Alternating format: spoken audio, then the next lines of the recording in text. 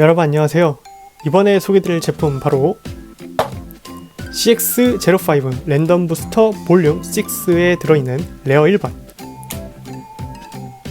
헬즈리퍼 T470K입니다.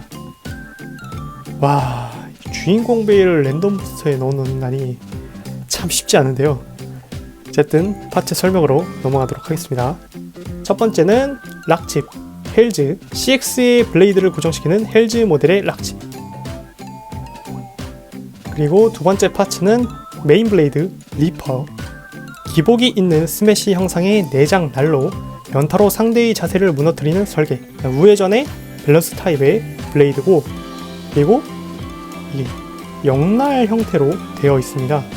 그리고 옆모습을 보시면 높낮이가 다르게 설정되어 있어서 이게 회전할 때 강력한 스매시 어택을 할 것으로 보입니다.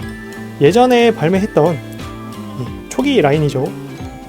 BX의 헬즈 사이즈 모습하고도 굉장히 닮아 있습니다. 일단은 똑같이 내장 난로 되어 있고, 그리고 여기 중간에 구멍 뚫려 있는 부분도 똑같이 적용이 되어 있죠. 그리고 옆모습도 이 헬즈 사이드도 리퍼하고 마찬가지로 옆에 이렇게 높낮이가 다르게 설정이 되어 있어서 스매시 공격을 할 수 있도록 되어 있습니다. 그래서 드렘브레이브나 위저드 에로우처럼 이 헬즈 리퍼도 헬즈 사이즈의 강화판인 느낌입니다. 뒷모습은 이렇게 되어 있습니다. 세 번째는 어시스트 블레이드 턴, 바깥쪽 날을 뒤집는 것으로 연격 모드에서 흘려보내기 모드로 체인지가 가능. 지금까지는 기믹이 있는 어시스트 블레이드가 나오지 않았는데 CX 최초로 기믹이 들어있는 어시스트 블레이드가 나왔습니다. 일단 지금 상태는 공격을 흘려보내는 모드고요. 그리고 가운데를 꾹 누르면 이렇게 가운데 파츠가 빠집니다. 네, 뒤집은 상태에서 다시 껴주면, 자, 이거는 공격 모드로 변경이 되었습니다. 그래서 이렇게 두 가지 모드로 바꿀 수 있다는 것이고, 이 가운데 파츠만 결합을 할 수도 있는데,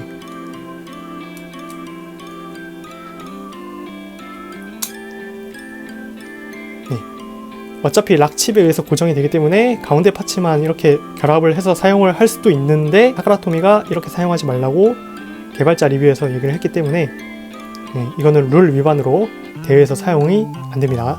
그리고 또 유심히 봐야 할 부분이 이 어시스트 블레이드 안쪽에 X 모양이 새겨져 있거든요.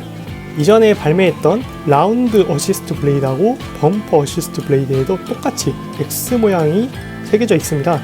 그리고 슬래시하고 비교하면은 슬래시가 살짝 더 높이가 낮습니다. 그래서 이 X 표시가 어시스트 블레이드의 높이를 구분할 수 있도록 해주는 그런 역할을 하는 것으로 보입니다. 자, 헬즈리퍼 T가 완성되었습니다. 블레이드 헬즈리퍼 T, 상대의 자세를 무너뜨리기 쉬운 커스터마이즈 모드 체인지로 연격과 흘려보내기에 적절한 사용이 가능. 네, 저는 어시스트 블레이드를 흘려보내기 모드로 해놨기 때문에 회전할 때 스매시 공격을 하면서 또 동시에 상대방의 공격을 흘려보내는 그런 기능을 할 수 있도록 설정을 했습니다. 다음은 라쳇 470인데요. 이거는 크림슨 가루다에도 있던 파츠여서 신규 파츠는 아니죠. 저번 것보다 좀 더 색깔이 진해진 것 같고요. 그리고 70이기 때문에 베일을 중간 높이로 설정하는 파츠입니다. 자, 마지막 신규 파츠인 비트 킥입니다. 각진 축 끝 측면으로 스타디움 안쪽을 차서 연속 공격이나 카운터 방어로 이어지는 움직임을 실현. 일단 육각형 모양이고요. 그리고 안쪽에는 살짝 들어가 있어서 이에 예전 테이퍼하고도 모습이 굉장히 유사하게 생겼습니다. 얘는 좀 경사가 져 있는 반면에 킥은 좀 평평한 쪽에 가까워졌습니다. 그래서 약간 플랫하고 테이퍼 중간 단계로 저는 보이네요. 그래서 5가지 파츠를 다 합치면 헬즈리퍼 T 470K가 완성됩니다. 자, 그러면 무게 측정을 해보러 넘어가겠습니다. 락칩의 무게는 1.74g, 메인 블레이드의 무게는 28.98g, 어시스트 블레이드의 무게는 5.81g. 3개 다 합친 블레이드의 무게는 36.54g, 위저드 아크의 무게는 35.59g, 드렘브레이브의 무게는 37.56g. 자, 페르소나 팀의 CX 블레이드 무게는 드렌, 헬즈, 위저드 순으로 내려옵니다. 그래서 헬즈는 중간 정도의 무게를 갖고 있습니다. 470는 6.43g, 킥 비트는 2.17g, 베이의 전체 무게는 45.15g. 무게는 그냥 딱 준수한 정도입니다. 바로 배틀을 해보도록 하겠습니다. 자, 먼저 드렘브레이브부터 가보겠습니다.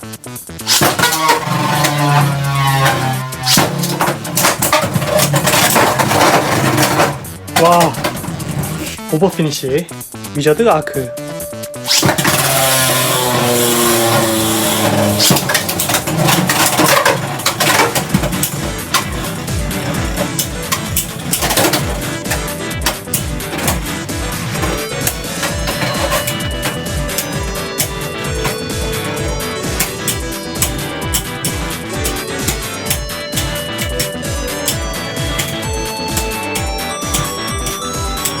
오!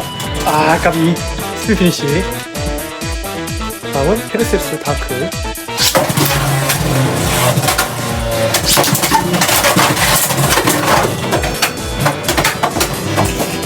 버스트 피니시. 이번엔 공격 모드인 헬즈 리퍼로 가보겠습니다.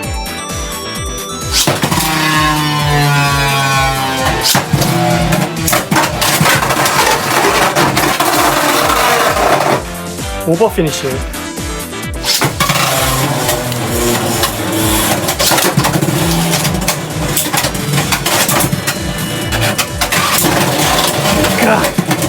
버스트 피니시.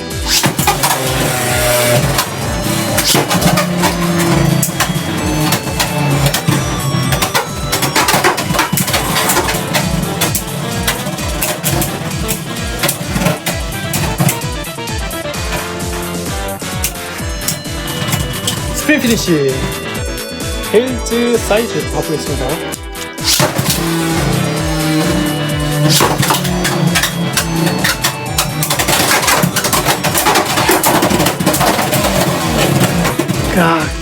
버스트 피니시. 다음은 골렘라.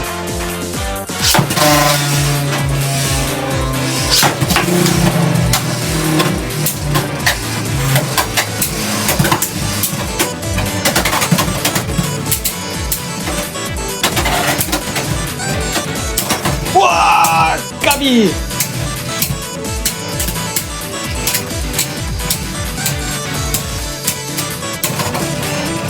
자, 스피드 피니시.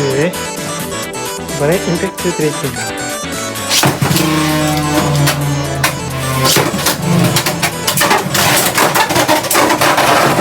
와, 오버 피니시. 헬즈 사이드, 헬즈 체인, 헬즈 해머에 이은 네 번째 헬즈 시리즈 헬즈 리퍼 T 470K를 사용을 해봤습니다. 저는 이 점은 확실하게 말씀드릴 수 있는데 순정 상태 기준으로는 이 헬즈 리퍼가 CX 베이블레이드 중에서 가장 괜찮았습니다. 헬즈 리퍼가 출시하자마자 현지 대회에서는 입상하시는 분들도 여러 계시다고 들었고, 그리고 입상덱 레시피를 보니까 순정 상태로 입상하신 분도 한 분 계시더라고요. 근데 이제 제가 이 리뷰 영상 찍는 거 외에도 조합 연구를 해보려고 울프하고 그리고 로드 상대로 좀 싸움을 붙여왔었는데 생각보다 쓰기 좀 까다로운 베이예요.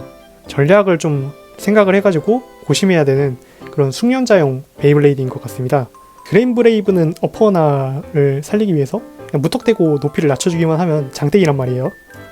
근데 얘는 우회전인데 영날 구조여서 이 뾰족한 부분이 많이 닿으면 많이 닿을수록 얘의 스태미너가 많이 깎인단 말이죠. 그리고 밑에 있는 부분이 닿으면서 이 옆에 튀어나온 아래 부분으로 스매시 공격을 하더라고요.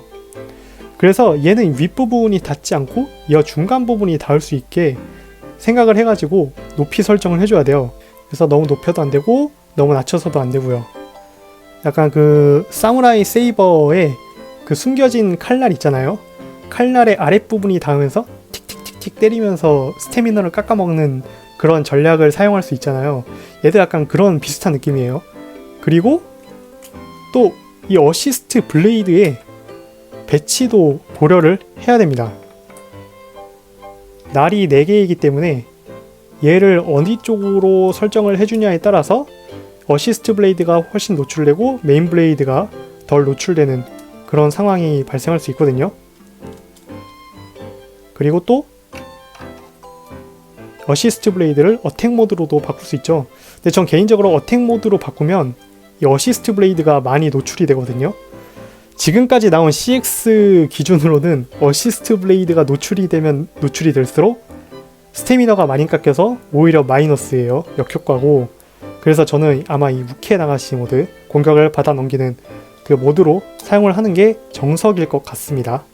그리고 마지막으로 킥비트는 진짜 사용하기 어려운 비트인 것 같아요. 나쁘다고 얘기하는 건 아니지만 개인적으로 로우 플랫이 훨씬 더 사용하기 편한 것 같고, 이 킥비트는 정말 어디로 튈지 모르는 그 예상할 수 없는 그런 비트인 것 같습니다.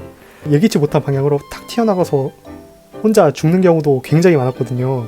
뭐 그래도 이 사신의 낫을 표현한 것 같은 이 디자인, 그래서 헬즈 시리즈 중에서 저는 굉장히 마음에 드는 디자인이고요. 근데 가장 큰 단점이 있다면 역시 랜덤 부스터에 들어있는 레어라는 점이죠. 그래도 기대했던 주인공 베일을 괜찮은 성능으로 내준 것도 고맙고, 그리고 또 어떻게 전략을 생각을 해서 커스텀을 하냐에 따라서 이 성능이 달라질 수 있다는 점이 또 재밌는 점인 것 같고요. 그래서 여러분들도 얻으실 수 있으면 꼭 얻으시길 바라겠습니다. 자, 그럼 지금까지 헬즈리퍼 T470K의 리뷰 영상이었습니다. 시청해주셔서 감사합니다.